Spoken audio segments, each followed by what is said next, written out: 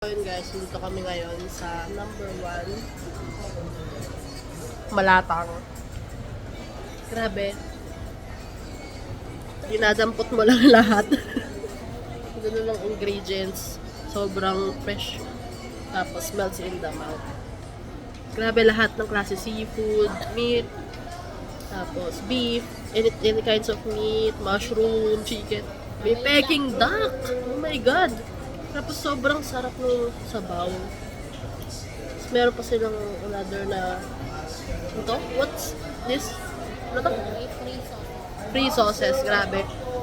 Kung makita nyo dun sa picture. Grabe. Kita mo naman, oh. Color pa lang, enticing na. Tapos makakapili ka pa ng anong klaseng noodles.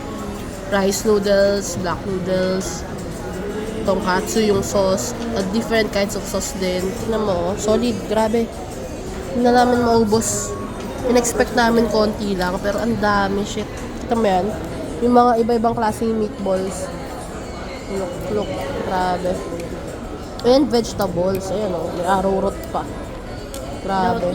Lotus pala, sorry. Lotus root. Naku, marerevoke ang lisensya ko. Yan yung duck, oh, shit. Kita niyo yan? Sobrang tender. Guys, pwede nyo lagyan ng grabe, sis. So, sabi ko lang kung i-rate ko to out of 10.